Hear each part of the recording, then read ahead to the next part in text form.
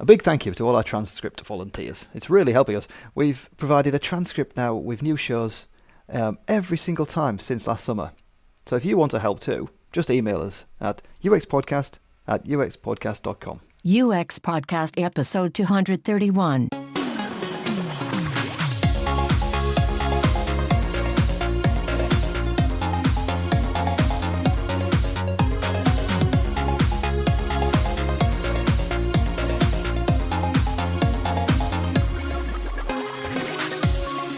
You're listening to UX Podcast, coming to you from Stockholm, Sweden.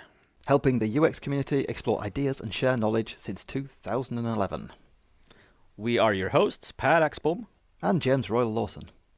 with listeners in 192 countries, from Iraq to Austria.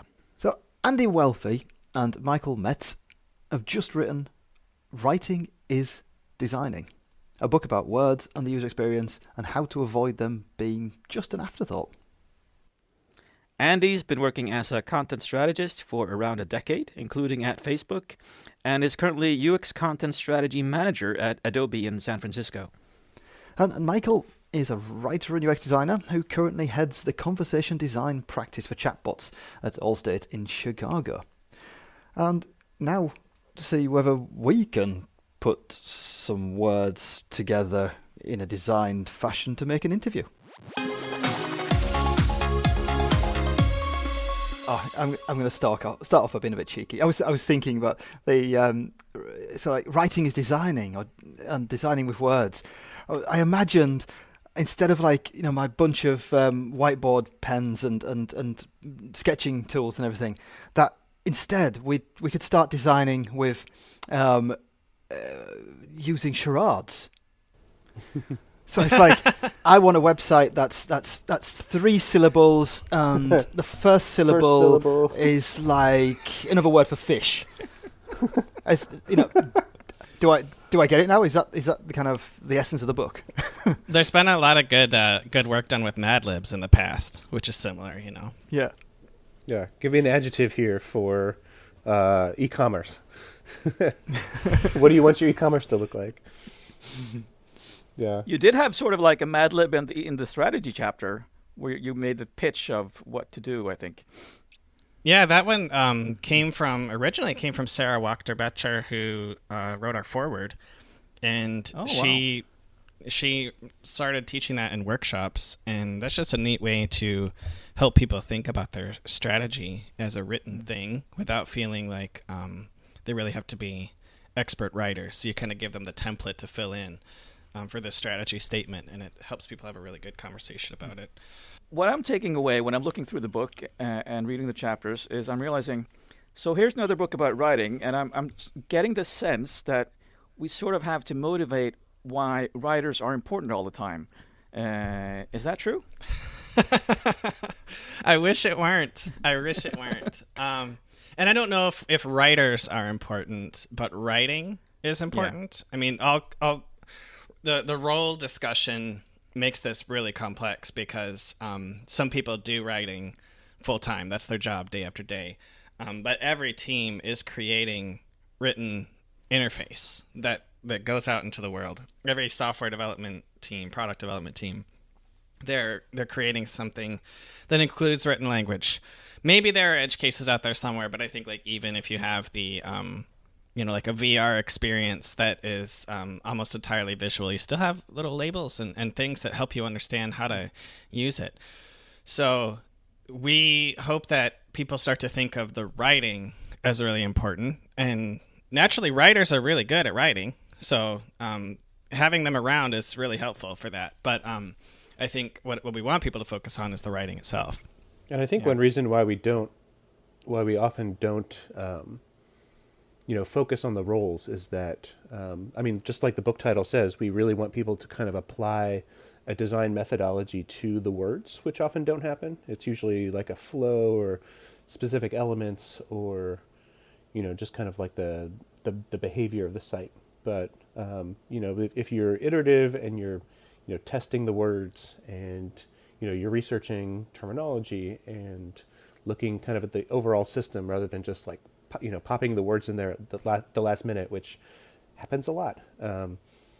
that's kind of what we're really trying to drive home with the title and throughout the book. Yeah, I mean, something that when we've talked about writing over the years, it's one of those things that people say, oh, content first is something we hear, or it used to be mobile first. Now it says content first. But one thing that I came across when looking at the book or looking through the book is that exactly like you say, that design words or the writing is not just something you need to do first or last or anything. It's actually the entire design process hangs itself around all the words.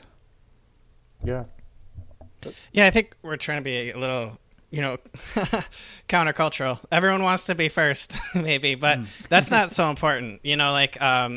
Actually just being involved all the time is what's important, and being intentional about what you're doing is really important. So naturally, I think that the reason the content first idea came around is that people weren't including writers as much as they maybe could have, or including content strategists. I know sometimes that phrase is used when you think of a website content strategy, where the design team creates all these templates without ever thinking about what's going to go in them, right?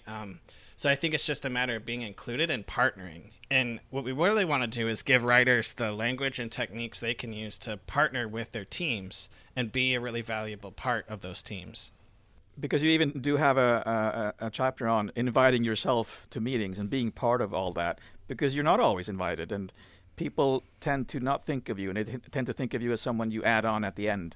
Whereas many of the arguments in the book, which I love, are about the writing is the design. If we start with the writing, we'll know better how to design the interface. Definitely. I know, at the place where I work, there's a lot of, just high-level discussions and strategy that happens before, even wireframes start to come together. And they're like, oh, we don't need writers in here. This is just a strategy discussion. And I often will say, well, what are discussions made out of? They're made out of words.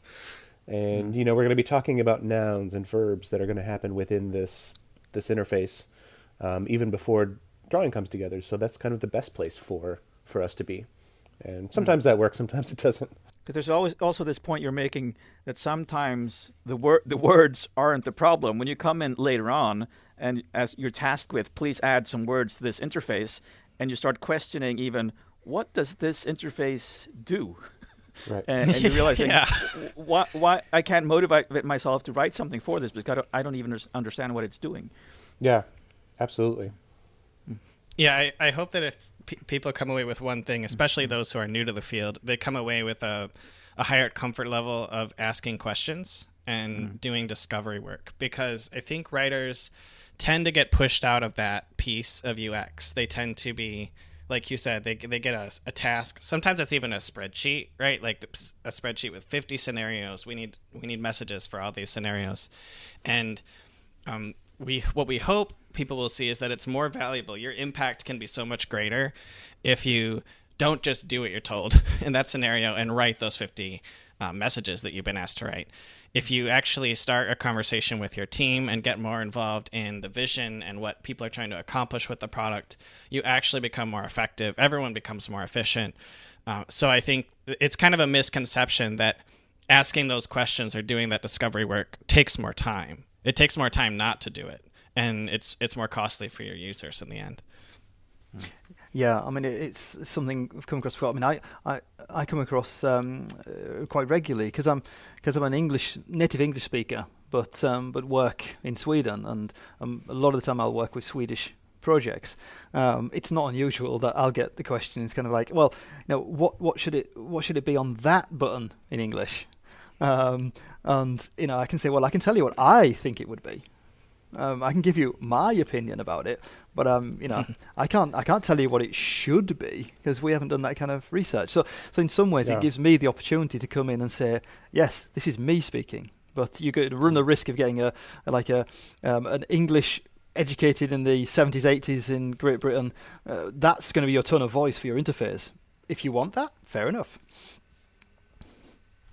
Yeah, absolutely. And we give people some I would say, lightweight research they can do. One of the best examples comes from gov.uk, actually. There's a link to the blog post, and maybe we can even share it over for the show notes. But they have this technique called the highlighter method, where they actually just take content and print it out.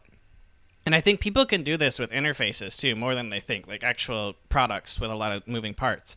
And you just take the content and remove it from the interface, give people different color highlighters is the way they do it. So they do green and red highlighters. And so in their case, I think what they do is you use green for things that are really helping you and red for things that aren't helping you very much. And then those are just naturally kickoff points for discussion around why those things may not help you. But the same sort of lightweight method could be used on a lot of product teams, but people don't tend to think of the language people are interacting with as a user interface element. They're usually thinking more visually than that. And it makes a big difference too. From target audience to target audience, you can have one group of people who maybe they're familiar with terminology because of their background, whereas another group for the same product or same website would not understand that language at all. Oh, for sure. I think that, yeah, it's it really helps you see kind of like a bigger picture and patterns within it. And of course, it just gets you peeking into corners that you wouldn't otherwise, peek into, right? Like, oh, I didn't even think about this message, or I didn't even realize that this was jargon or terminology that I wasn't seeing before. We've done that a couple times where I am, and yeah, it always reveals something. Yeah. I mean, you mentioned a number of times throughout the book, you mention the importance of context. I think you mentioned it with error messages, with inclusiveness. I think even in the strategy aspect, you're talking about it, and that's I think we're familiar with context when we think of situations people will be using it. But my spontaneous feeling is that maybe we aren't as good at thinking about language context. Yeah, I think terminology has a lot to do with that. Like I work on a lot of complicated design software at Adobe, and we usually say that jargon or technical jargon isn't always a bad thing. We just need to really reduce the number of it and make sure that we're giving proper context. In this case, introducing it slowly and making sure that we're disclosing it when a user needs it. So for sure, yeah, that's something I'm thinking a lot about. Just where in the user journey are we putting up like onboarding messaging or really educating users how to use this thing? Yeah, that's a similar idea to. I don't know if you both have read Badass by Kathy Sierra, but it's the idea of making users awesome that she talks about. Like sometimes that is the ideal approach, where you help people understand those things. You help them level up their own skills and help them get more involved. Of course, you actually include them in making the content. And that's when I'm looking at this book and looking through it, what I really like is that it's applying design thinking to just copywriting, and it's going through the strategy and user interviews and testing and experimenting. And there were some things that were really aha moments for me, like experimenting with tone, because that's something I haven't come across. Because usually it's the case that you're told that this is what the website should convey, and then there's a black and white right or wrong answer to how you should do that.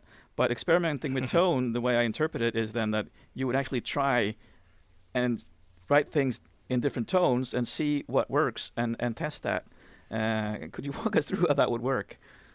Yeah. I think that especially if you do a lot of work on developing a series of tones that you want to test, it's something that it does a lot of work because you can't just apply it toward one kind of message in isolation, even though I guess in the book I did use one message in isolation. I didn't have time to do a whole, anyhow, you can really see, I think straight off you can see tones that are kind of extreme and don't work, right? Like you don't want to apply a really celebratory tone to, a password reset button or a password reset message or something like that. But you can play around and test out a system that would, maybe take on a more proactive or a more sympathetic or something that's just very, very neutral and straightforward and kind of see what works the best. I think that a lot of the time, something that is neutral and something that's not taking up a lot of like cognitive space in a user's mind is going to come out best. But there are definitely like kind of like high risk, high touch areas where it might surprise you how much kind of care and empathy you need to give in order to just really get it through a user's mind or really get them to kind of complete a workflow. So that is definitely like one of the most, I don't know what to say, like editorial parts of a UX writer's job is just really making sure you're hitting the tone that's appropriate for the user. And like you said, there's no right or wrong answer for that. It could be a series of things. It could be kind of a blending of two tones. It could be something in the middle. So how does that testing really helps that. Sorry, go ahead. Sorry, how does that then feed into brand voice and product voice? As you mentioned, both those different aspects as well in the book. Yeah, definitely a tone should not really. So, I guess one thing I should kind of set some context up here is, voice and tone, while they're very interrelated, are definitely different things, and I think a lot of people conflate those, right? Like a tone is.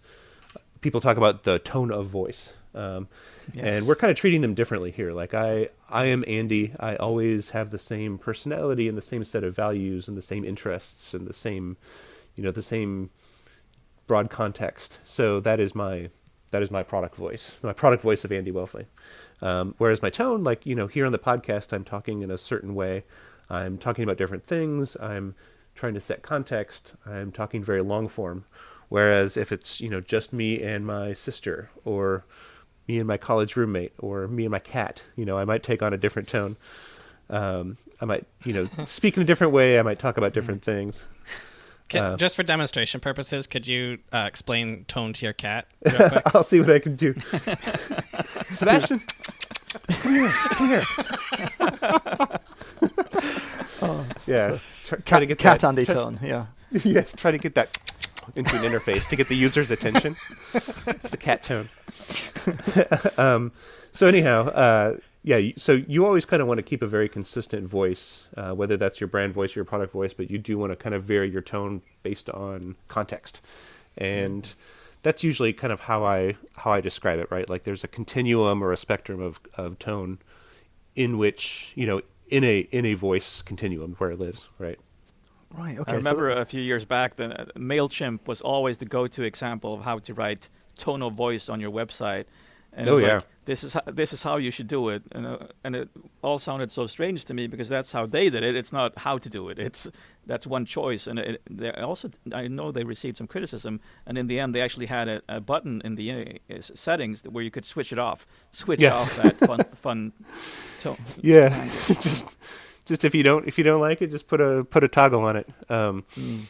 Yeah, I definitely we wanted to provide a framework that was, kind of scalable. Like, a really, really in-depth system of tone isn't maybe best for, a small directive piece of software. But like if it's something where, you're just using this interface to, reorder batteries or something, it's probably not, you're not thinking about like celebratory or sympathetic tones. But if you are well, I should let Michael speak to this maybe, but if you're like an insurance product or something, you want to make sure you're being very, very careful about what the user is thinking and what context they're in, and not saying like, "Congratulations, you just cashed out your life insurance," and the user might be going through something really traumatic or awful at that point. So, yeah. I mean, it isn't even that obvious a lot of times either. One example that I recently ran across was I work on conversation design teams that are building automated chat systems for customer support.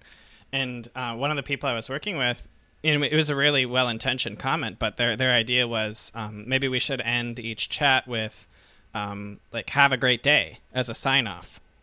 But what the reason I pushed back on that was because we have no idea what people are going through when they're chatting with us. So they could be They could have just lost their house. They could have just been in a car accident. Someone in their family could have just passed away.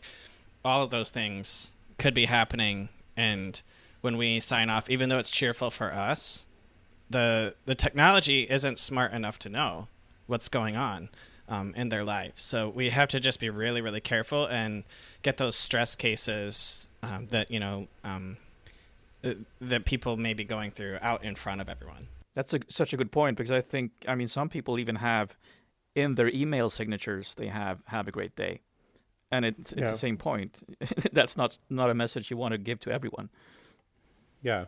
Yeah. Though with a person though, like if I think there's often a little bit more tolerance for humans saying that, right? Like it's something where, after we sign off, I'll probably say, have a good one, guys. And, I don't know what's going on in your day. I don't know. But I think people just are given a little bit more leeway to, be conversational and friendly and like adapt to context where, cold hard interfaces, even a chatbot, you can't put that sort of same expectation on them. So people definitely are a lot less forgiving and rightfully so. Yeah.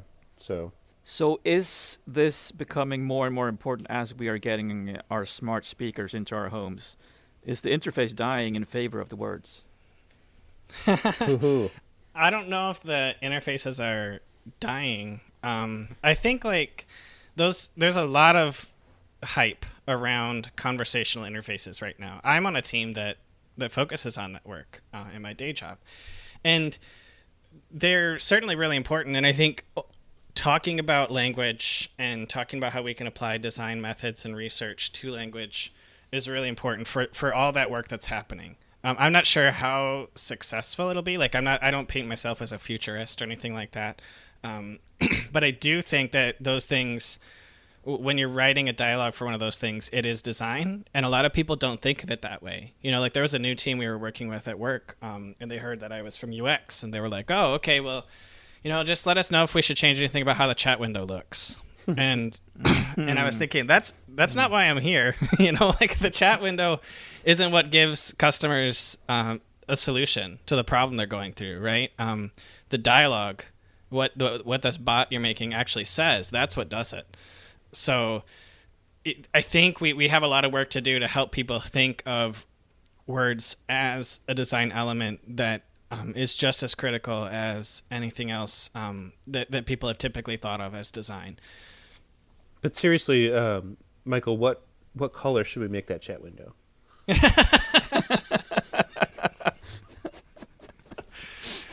Oh my goodness! Yeah, I mean, Steve Jobs would have. He would say something about the font and the size of the buttons on the calculator. So I mean, definitely important. Yeah.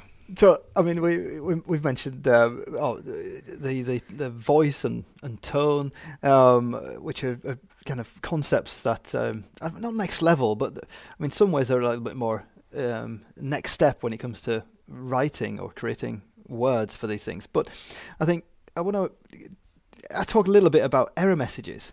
You dedicated an entire chapter to error messages, and I think that's something that all of us, whether we're designers that whether UX writers or UX designers, error messages are something all of us have had to deal with. So can you give us some advice about error messages? I think a lot of where we go wrong with error messages is when we think about, as you said, dealing with them, right? For a lot of teams, they come last, and usually they're turned up by someone who's doing that development work, who's like, wait, hold on, there are 6 scenarios we have to account for. Can you please just write something general that we can tell people in all 6 of these scenarios? An error has occurred. Please try again. Exactly.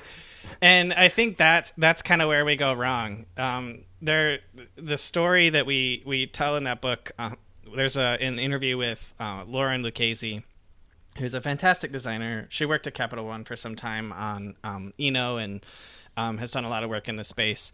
And she talks about how she was given this assignment to write a bunch of error messages, and no one knew too much about why they were being triggered or what was going on. And what she focused on was how she could help people more effectively with those messages. So when you flip it on its head, that would kind of be my main piece of advice. Don't think about an error. Don't think about the user being wrong. Think about how you can help them move forward in every situation. So if there's one big concept for people to go away with, that would be the one.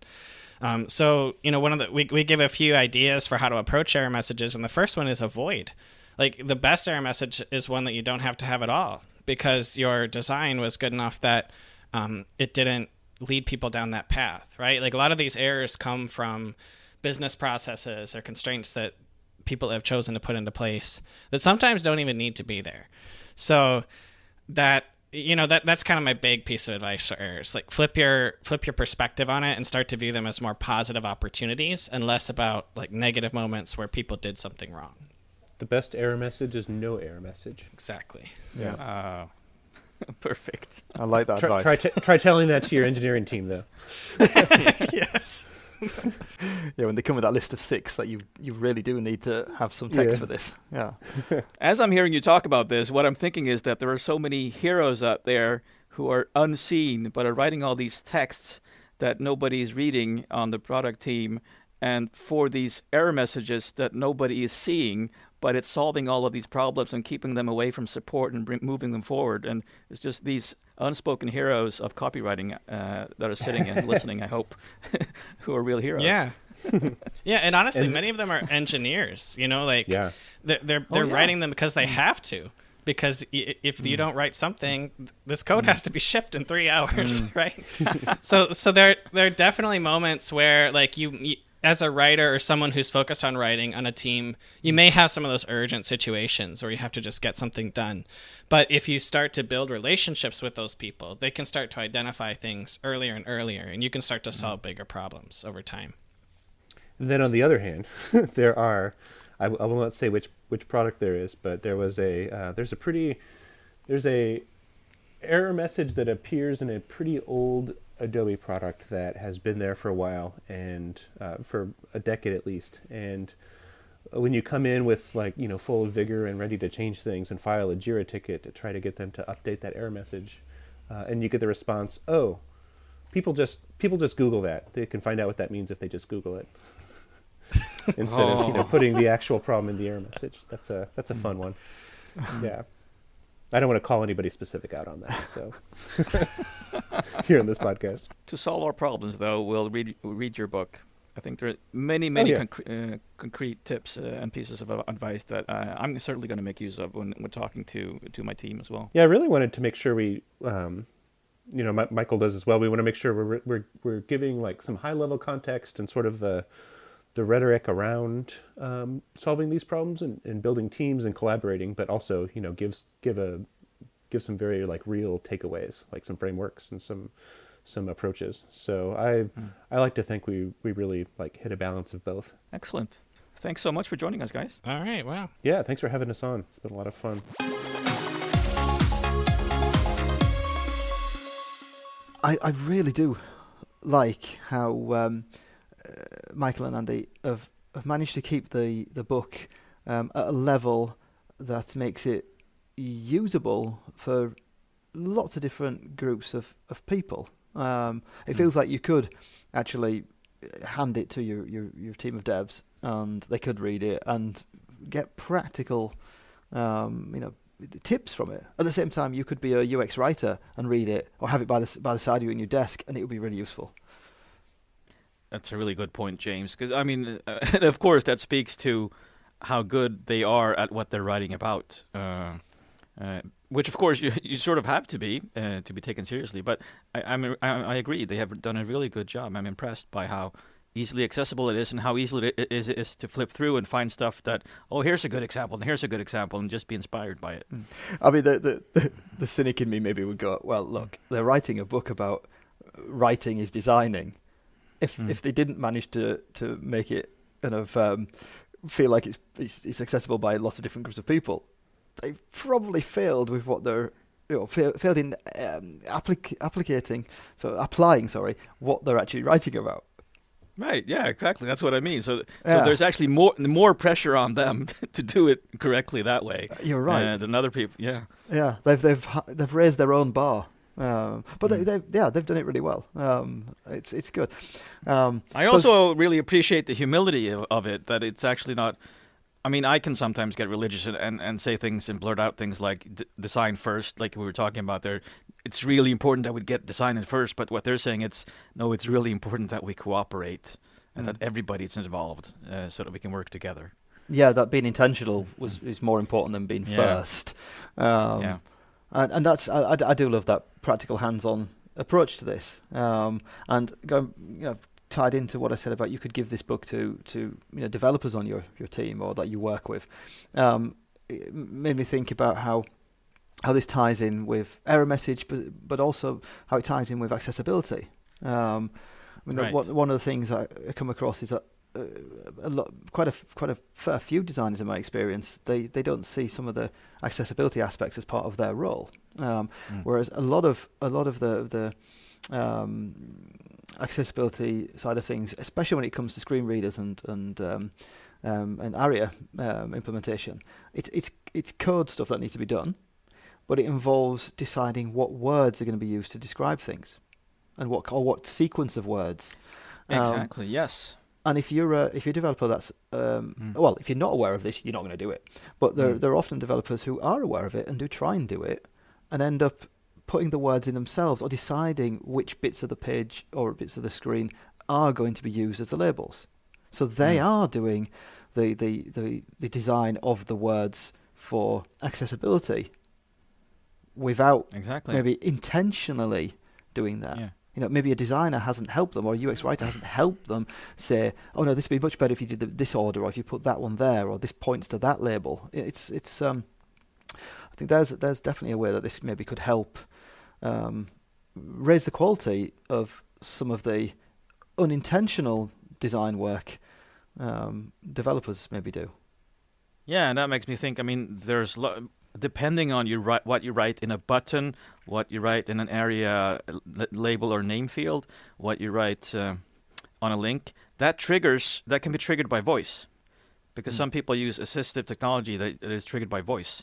So if you haven't decided what word should trigger that will be decided unintentionally, which could potentially destroy things for the future as well, because that will probably carry on into other assistive technology. Yeah, and I think I'd like to think that with the amount of chatbots and voice interfaces that have appeared in recent years, that this really has helped raise awareness of designing words, because we're forced into situations where there isn't much graphical user interface to play with. There aren't so many pretty little coloured things to push pixels around. You have to focus on the words. So if we take Michael himself, I mean, he was working more as what we would probably call a traditional UX designer initially. Okay, it's a writer as well, but he did a lot more UX work that we'd recognise as UX work. And now he heads the conversational design part of his company, doing chatbots. Exactly. Properly focusing on the words themselves. You know what this makes me think of? It's when I started playing video games in the 80s, some of the first games I was playing were only text-based. They were words on a screen when I got to choose what direction you want to move in, and then the text told me, you are in a room, you have these paths to go, this is what you see. Yeah. And that made me think now that if people who use those games are designing now, they probably are better off having that experience, realizing that there's so much that can be conveyed with just words. Yeah. Do you know what? I'm gonna tell a little story. I mean, I used to play those games as well, and I remember one of the first games I used to play, text-based ones. I think it was called Sphinx. It was a text-based adventure for the BBC microcomputer back in the early 80s probably. And I used to sit and I used to play it with my grandma. Because she back then she probably wasn't a huge amount older than I am now, but no, we could sit there together, and the fact that it was text based meant that you know the pace, you dictated your own pace of the game. There was nothing. Exactly. There was nothing stressing you. You know, you could write, move north. Pick up sword. All these kind of things that you would do. Attack dwarf or whatever it was that you had in the game. And they could work on this together and work out. And you discover the commands. I hadn't really thought about that connection back to designing words back then. And that's such a good story about how it actually just bringing it back to the words means that it's more accessible to a greater number of people. Yeah, nice point. Maybe, I mean, I'm babbling now about one of my stories from my childhood, but it's always fun to hear everyone else's stories as well. So if you want to give us some feedback on this interview, or even share some of your own stories, then please email uxpodcast@uxpodcast.com. And thank you for spending your time with us. And links and notes from the episode, of course, always found online on uxpodcast.com, if you can't find them in your pod-playing tool of choice. And remember, you can contribute to funding the show by visiting uxpodcast.com/support. Or volunteering to help with the transcripts is also good. And you've found, because you're the one who always finds all these recommended listening episodes, episode 160, a link show, I Need More Sleep. I can't even remember that. You're probably asleep. Yeah. We talk about why your design team should include a writer, apparently. Yeah, we do, amongst other things. It's quite a nice one. We've actually talked about words a few times over the years. There's you might even remember that one, that webpage that was just words. What was that called? Yeah, there's an episode we have that it's called Words, Words, Words, I think. Episode 50. Yeah. There you go. You got a bonus one. Remember to keep moving. See you on the other side.